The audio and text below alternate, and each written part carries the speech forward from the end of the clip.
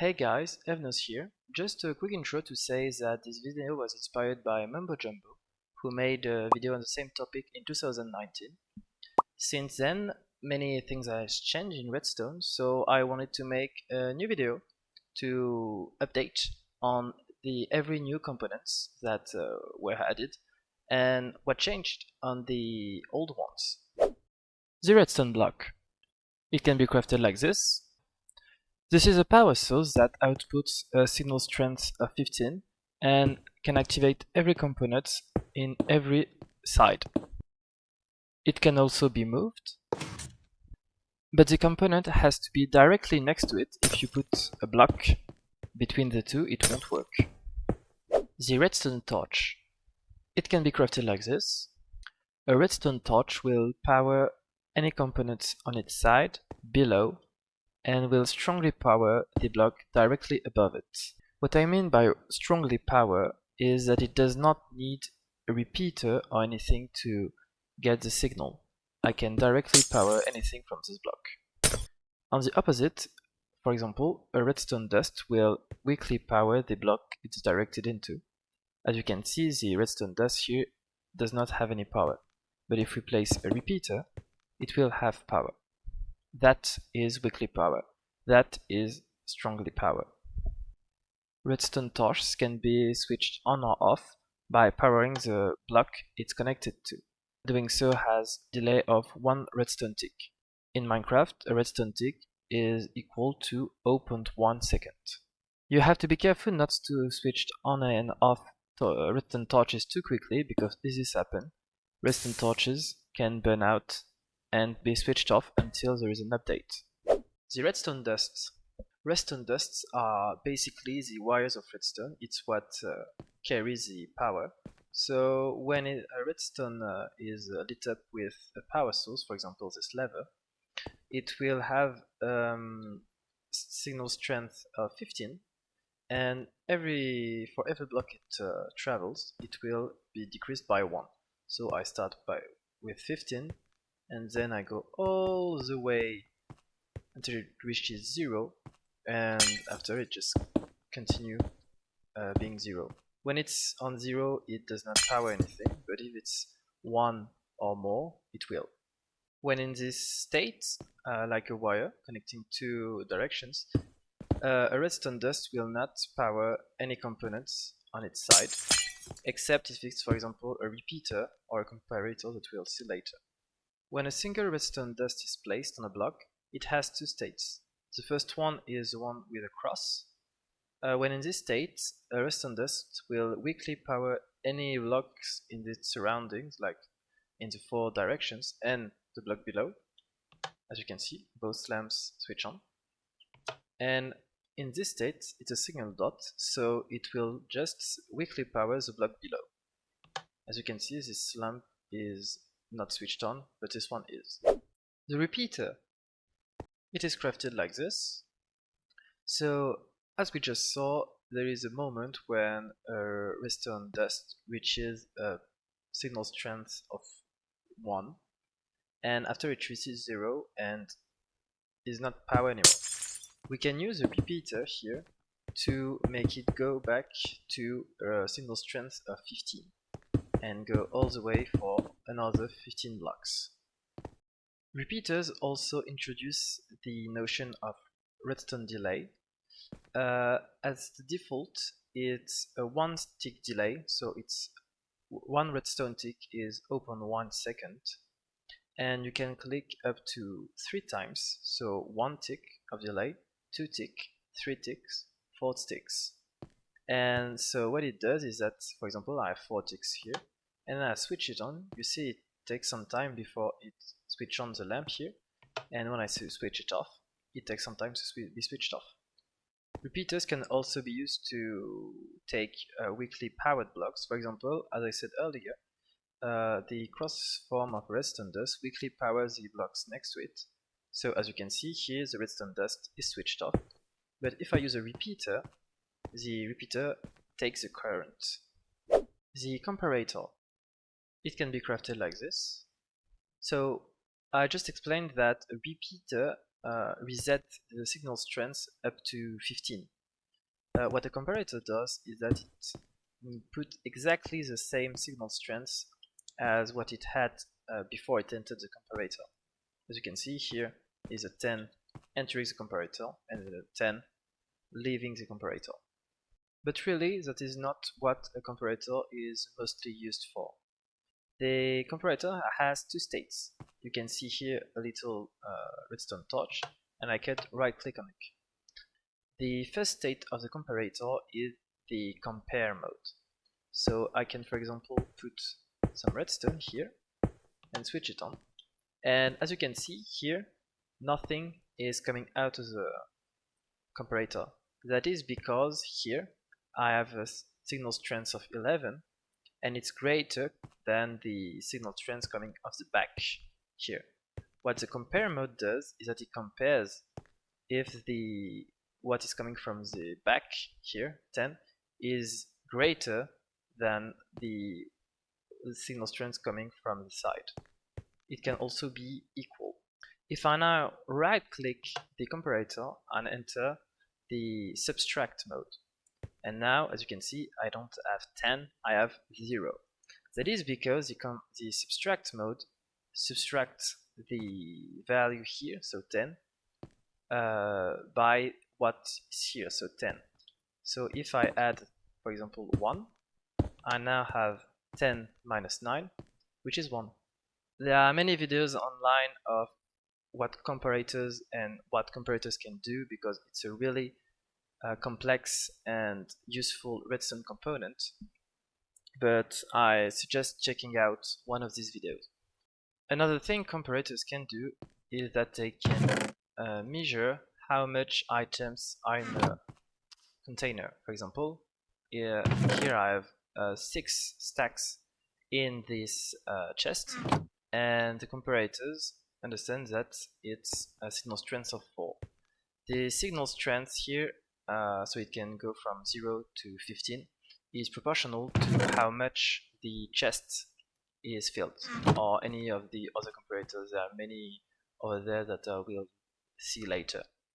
I'd suggest looking out in the Minecraft wiki, because they'll have the exact numbers of items for the containers. The target block. It can be crafted like this. Target blocks can measure how precise a player is. For example, if I aim for the middle here, I'll have a power strength of 15 if I aim well. Yeah, trust me, yeah, like this.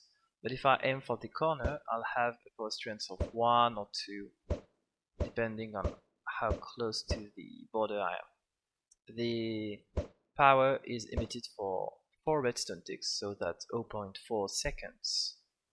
Another very useful property of the target block is that, like the repeater, it redirects redstone wires. So here this redstone lamp is switched off because it does not connect. The repeater takes the redstone and so can power a block, but it's the same for a target block. It redirects the redstone that is next to it. The lever, it can be crafted like this. So I've been using a lever since the beginning of this video, but lever, power, redstone, signals, and redstone components. Buttons, it can be crafted like this, or like this. So both buttons can be right clicked on and it will emit a redstone signal for 10 ticks for the stone button and 15 ticks for the wooden button. You can also switch on a wooden button with an arrow. The pressure plates, they can be crafted like this, or like this, or like this, or like this. The 4 of these will emit a signal if an entity is on the pressure plate. Wooden pressure plate will be powered if an entity is on, or if there is a block on it. A stone pressure plate will be only activated if there is an entity. Gold pressure plate will count how many mob is on the pressure plate. For example, here I have 2 layers, so I have a signal strength of 2. If I add 3 more, I'll have a signal strength of 5. The iron pressure plate is the same, except it counts by a group of 10. So here I have 1, so I have a signal strength of 1. But if I have, for example, 4, I still have a signal strength of 1. So I have to add 5, 6, 7, 8, 9, still 1. But now if I add 1 more, I still have 1 because yeah, it's 11. And now I have 2. The tripwire hook. It can be crafted like this, and it actually gives you 2 tripwire hooks, which is useful because you need 2 tripwire hooks to use its full potential. You can connect the tripwire hooks with strings. When an entity walks on the string, the tripwire will weakly power the blocks around it and strongly power the block that it's connected to. If a player tries to break the string without shears, it will emit a signal strength of 15 for 5 ticks. Pistons. There are 2 types of pistons, the normal ones and the sticky pistons. A piston can be crafted like this, and a sticky piston can be crafted like this. When powered, pistons can push blocks that are directly in front of them, like this.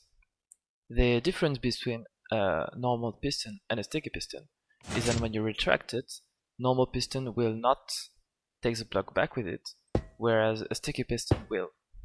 You can make a sticky piston lose its stickiness by outputting a signal strength for 1 tick or less. Both pistons can push a limit of 12 blocks. So here I have 12 blocks, it works, but if I have a 13 block, it won't work. The slime block. It can be crafted like this. It can be used to bounce entities or items. In redstone, slime blocks are used very often because it can stick any blocks that is directly connected to. So here I push all the block, but I also retract all the blocks that the slime blocks are connected to. It still has a limit of 12 blocks, so if I here I have 9 blocks, it works. But if I have had 4 blocks, I now have 13 blocks, and it won't work anymore. The honey block. It can be crafted like this, again. It's a block that is not bouncy, but sticky. Here, as you can see, I cannot jump. If I want to, I can't go on that block just here. I can also slow down a fall and get an achievement. When used in redstone, the honey block has the same sticky properties as the slime blocks. But the interesting thing is that it does not stick to slime blocks. The copper bulb. It can be crafted like this. When switched on with a button, for example, the copper bulb will stay switched on. It emits a light level depending on its oxidized state. If you put a comparator just behind the copper bulb, it will detect a signal strength of 15 if the copper bulb is switched on, and a signal strength of 0 if the copper bulb is switched off. The daylight sensor. It can be crafted like this. A daylight sensor will weakly power any block around it when it's daytime, but you can also right-click a daylight sensor and it will now detect if it's nighttime. The lightning rod. It can be crafted like this. When there is thunder happening in the game, the lightning rod will attract lightnings, and if it happens, when it happens, it will weakly power any block around it and strongly power the block below it. The trapped chest. It can be crafted like this, and it will power with a single strength of 1 while it's opened. As soon as you close it, the power stops.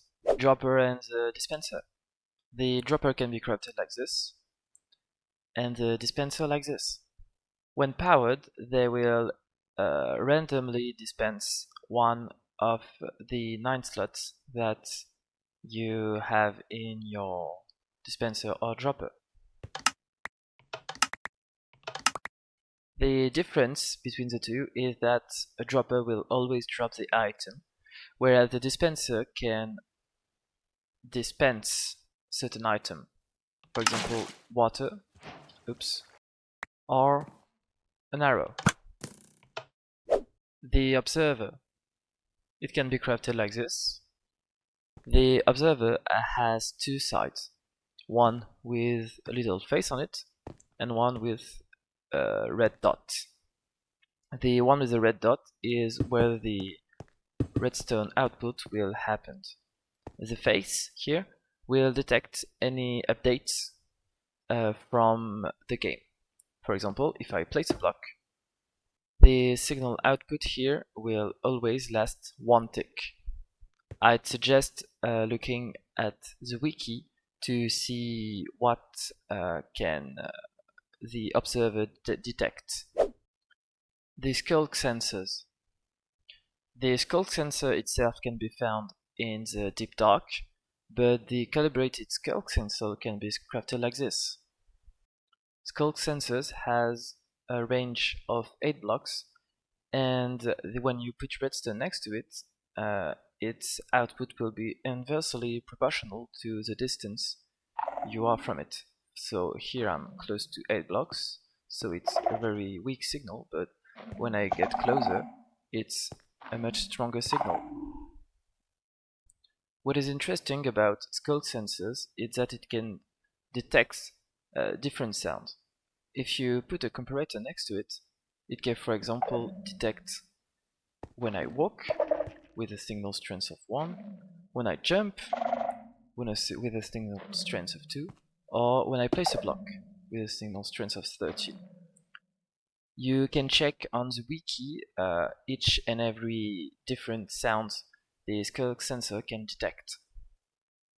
The calibrated sculk sensor has a bigger range of 16 blocks, and what's interesting about this block is that it has here on the side a little amethyst look. And so if you put a signal strength, for example, of 1 here, it will only detect what emits a signal strength of 1. Here is when I walk. So if I jump, place a block, destroy a block, nothing will come out. As you saw, sculk sensors makes a lot of noise, so you can waterlock them so they won't make any noise. Very useful when you want to make traps, for example. If you sneak close to a sculk sensor, it won't detect you, but it will still detect if you place a block, for example. Wool can stop sounds from going to the sculk sensor if there is wool between you and the sculk sensor, like this. Sculk sensors, as I said, has a limited range. So, for example, this one can detect me, but this one cannot. But you can use amethyst block to make the signal go further away, like this. If you have a sculk shrieker less than 8 blocks away from a sculk sensor, when you activate a sculk sensor, the shrieker will make an awful noise, like this. The crafter. The crafter can be crafted like this. So basically, I can choose what I want to craft, for example, an iron block, and power the crafter, and it will dispense my new made block. I can also craft something and dispense it directly inside another crafter, and it will automatically do both crafts. So here I made an iron block, and then I put an iron block inside, so I get my 9 irons back. When you put items with inside a crafter with a hopper, it will dispense then further first slot, second, third, and not everything in the first one, then everything in the second one. You can also lock slots, so when you the same, if I block slot, it won't fill these slots. So for example, I can use that to make doors. A comparator will tell you how much a crafter is filled. So if I have an item in every slot, I will get an output of 9 and not 15 this time. If I lock slots, it will be, for example, if I lock 3 slots, I will have a default output of 3. The redstone lamp, it can be crafted like this. If it's powered, it emits light.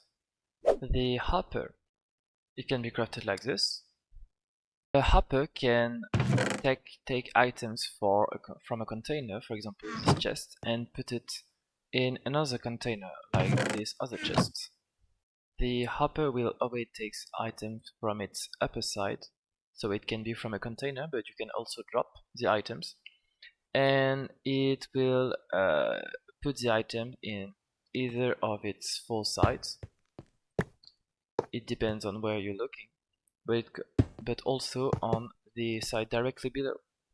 You can direct hoppers into another hopper, and you can lock hoppers if you have a redstone signal coming from its side.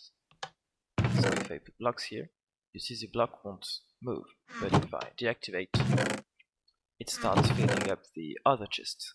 Apart from a chest or a barrel or a shulker box, you can use a comparator on all of these containers. So the hopper, the furnace, the chiseled bookshelf, the lectern, music disc, jukebox, sorry, pot, composter, and cauldron.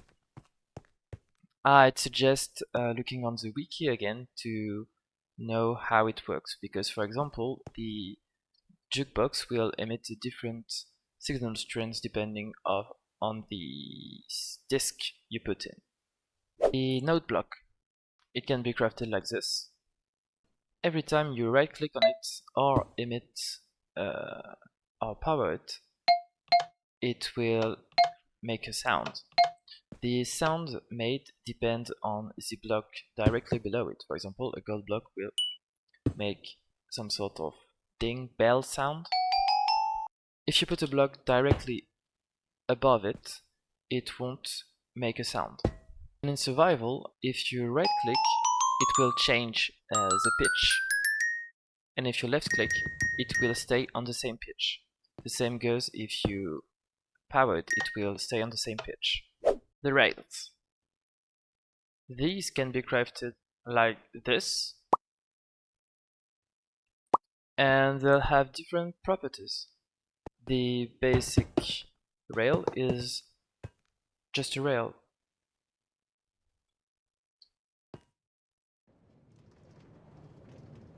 Powered rail will speed minecarts, and slow down minecarts if they switch off. It can be powered with any power block, and powered rail will be activated if they're connected to a powered rail switched on from less than 9 blocks away. A detector rail will detect when a minecart comes on it. When there is a minecart with chest or minecart with hopper on a detector rail with a comparator next to it, it can also detect how many items are in this container. When activated, an activator rail can do many things, such as ejecting entities from a minecart. They can also prime TNT minecarts or prevent a hopper minecart to pick up items. Finally, doors, fence gates, and trapdoors. They can all be activated with redstone. The difference is that a wooden door or trapdoor can be activated by hand, whereas an iron trapdoor can't. I'm right clicking on it, but it does not work. Same here. Well, that was every component from redstone in Minecraft. I hope that you learned something here, or it refreshed your memory, and I also hope that you'll be able to make your own systems from now on. I encourage you to go watch the Mumbo Jumbo videos that inspired me to do this video, and also go check the wiki because it has many informations that I did not talk about in this video. It was really fun to make this video, so I hope you enjoyed it as well, and I'll see you next time. Goodbye!